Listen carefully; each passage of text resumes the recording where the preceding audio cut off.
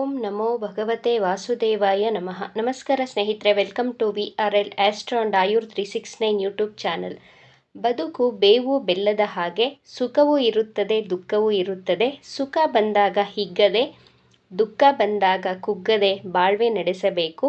ಈ ಯುಗಾದಿ ನಿಮ್ಮ ಜೀವನದ ಕಹಿ ದೂರ ಮಾಡಲಿ, ಸಿಹಿ ಹೆಚ್ಚಿಸಲಿ.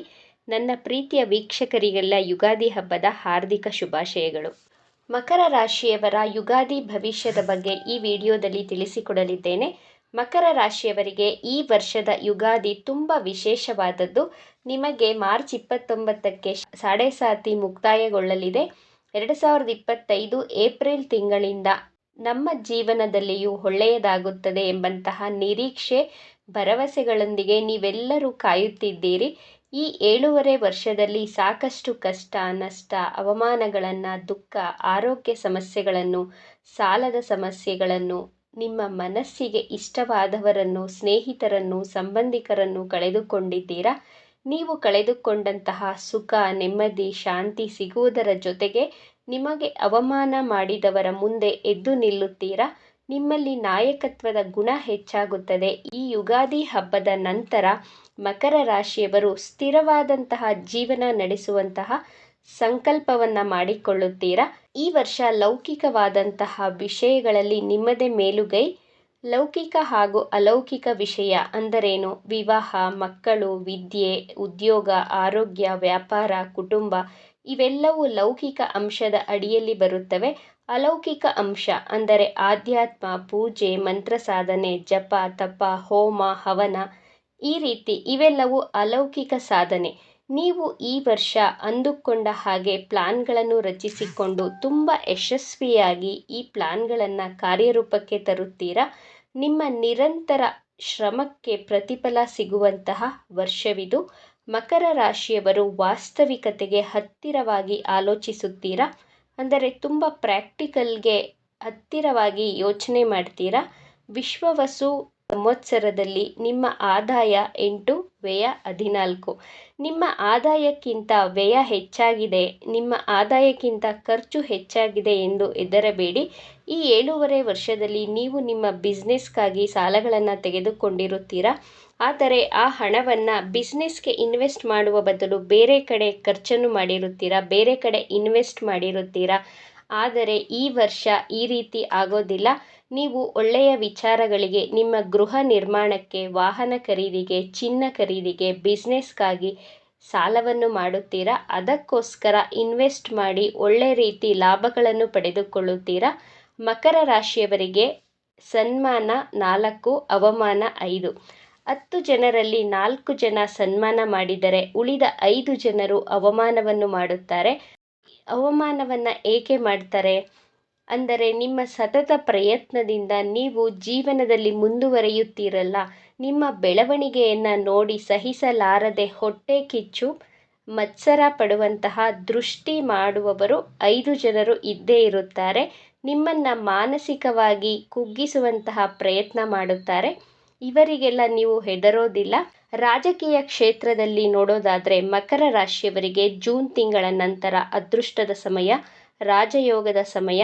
ನಿಮ್ಮ ಪಾರ್ಟಿ ಮೆಂಬರ್ಸ್ ಆಗಲಿ, ಆಪೋಸಿಟ್ ಪಾರ್ಟಿ ಮೆಂಬರ್ಸ್ ಅವರು ನಿಮಗೆ ಸಪೋರ್ಟ್ ಮಾಡುತ್ತಾರೆ. ಅಷ್ಟು ಚೆನ್ನಾಗಿದೆ ಈ ವರ್ಷ.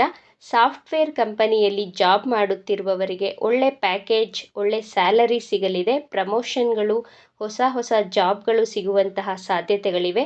ಸಿನಿಮಾ ರಂಗ, ಮೀಡಿಯಾದಲ್ಲಿ ವರ್ಕ್ ಮಾಡುತ್ತಿರುವವರಿಗೆ, ಡಾಕ್ಟರ್, ಇಂಜಿನಿಯರ್, ಲಾಯರ್ಸ್ಗಳಿಗೆ ಹೆಸರು, ಗೌರವ, ಕೀರ್ತಿ ಸಿಗಲಿದೆ. ರಿಯಲ್ ಎಸ್ಟೇಟ್ ವ್ಯಾಪಾರಿಗಳಿಗೆ ಧನಲಾಭ. ರೈತರಿಗೆ ಮೊದಲನೆಯ ಬೆಳೆಗಿಂತ 2ನೆಯ ಬೆಳೆಯಲ್ಲಿ ಅತಿ ಹೆಚ್ಚಿನ ಲಾಭವನ್ನು ಪಡೆಯುತ್ತೀರಾ. ಮೊದಲನೆಯ ಬೆಳೆಗೆ ನೀವು ಸಾಲವನ್ನು ಮಾಡುವಂತಹ ಪರಿಸ್ಥಿತಿ ಎದುರಾಗುತ್ತದೆ. ಈ ವರ್ಷ ಕೆಂಪು ಧಾನ್ಯಗಳ ಫಸಲು ಹೆಚ್ಚಾಗಿ ಬೆಳೆಯುತ್ತದೆ.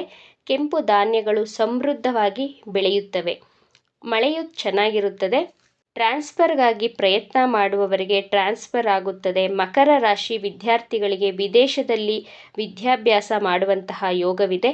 ಫಾರಿನಲ್ಲಿ ಯಾರೆಲ್ಲ ಹೋಗಿ ಹೈಯರ್ ಸ್ಟಡೀಸ್ ಮಾಡಬೇಕು ಅಂದುಕೊಂಡಿದ್ದೀರೋ ಅವರಿಗೆಲ್ಲ ವಿದ್ಯಾಭ್ಯಾಸದ ಯೋಗ ಚೆನ್ನಾಗಿದೆ. ಮೊದಲ 3 ತಿಂಗಳು ಯಾರಿಗಾದರೂ ಹಣವನ್ನು ಕೊಡೋ ಹಾಗಿದ್ರೆ ಕೊಡಬೇಡಿ. ಭೂಮಿಗೆ ಸಂಬಂಧಿಸಿದಂತಹ ವ್ಯವಹಾರವನ್ನು ಮಾಡುವಾಗ ತುಂಬ ಕೇರ್ಫುಲ್ಲಾಗಿ ಇರಬೇಕು. ನಿಮ್ಮ ಖರ್ಚುಗಳನ್ನು ಕಡಿಮೆ ಮಾಡಿಕೊಳ್ಳಲು ಗೋವುಗಳಿಗೆ ಬೆಲ್ಲವನ್ನು ತಿನ್ನಿಸಿ. ಬುಧ ಗ್ರಹ ಹಾಗೂ ಶುಕ್ರ ಗ್ರಹಕ್ಕೆ ದೀಪಾರಾಧನೆಯನ್ನು ಮಾಡುವುದರಿಂದ ನಿಮ್ಮ ಆದಾಯದಲ್ಲಿ ವೃದ್ಧಿಯನ್ನು ಕಾಣಬಹುದು. ಲಲಿತಾ ಸಹಸ್ರನಾಮವನ್ನು ಪಠಿಸುವುದರಿಂದ ನಿಮ್ಮ ಆದಾಯವನ್ನು ಹೆಚ್ಚಿಸಿಕೊಳ್ಳಬಹುದು.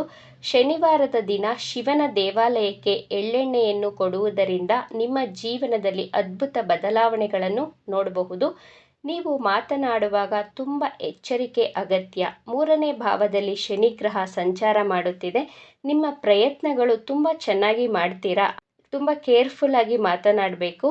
Teaching, banking, consultation, marketing field, commission oriented job ಮಾಡುತ್ತಿರುವವರಿಗೆ ಅದೃಷ್ಟದ ವರ್ಷ. ಭೂಮಿ ತೆಗೆದುಕೊಳ್ಳಲು ಸಮಸ್ಯೆಯಾಗುತ್ತಿದ್ದರೆ, ಜಮೀನು ಖರೀದಿ ಮಾಡಲು ಅಡೆತಡೆಗಳು ಉಂಟಾಗುತ್ತಿದ್ದರೆ ವಾರಾಹಿ ಅಮ್ಮನವರ ಅಷ್ಟೋತ್ತರವನ್ನು ಪಠಿಸಿ. ಮಕರ ರಾಶಿಯವರಿಗೆ ಅಷ್ಟಮದಲ್ಲಿ ಕೇತುಗ್ರಹ ಸಂಚಾರ ಮಾಡುವುದರಿಂದ ನಿಮ್ಮ ಪೂರ್ವಿಕರ ಆಸ್ತಿಯ ವಿಚಾರದಲ್ಲಿ ಸ್ವಲ್ಪ ಸಮಸ್ಯೆಗಳನ್ನು ಕಾಣ್ತೀರಾ. ಈ ವರ್ಷ ಸ್ವಲ್ಪ ಸಮಾಧಾನ, ಎಚ್ಚರಿಕೆ ಅಗತ್ಯ. ವಿವಾಹಕ್ಕಾಗಿ ಪ್ರಯತ್ನ ಮಾಡುತ್ತಿರುವವರಿಗೆ ಮೇ, ಜೂನ್ ತಿಂಗಳಲ್ಲಿ ವಿವಾಹ ಯೋಗ, ಕಂಕಣ ಬಲ ಕೂಡಿ ಬರುತ್ತಿದೆ. ಅದು ಬಿಟ್ಟರೆ ಅಕ್ಟೋಬರ್, ನವೆಂಬರ್ ತಿಂಗಳ ನಂತರ ವಿವಾಹ ಯೋಗ ತೋರಿಸ್ತಾ ಇದೆ. ಮಕರ ರಾಶಿಯ ಸ್ತ್ರೀಯರಿಗೆ ಆಭರಣದ ಪ್ರಾಪ್ತಿ ಯೋಗವಿದೆ.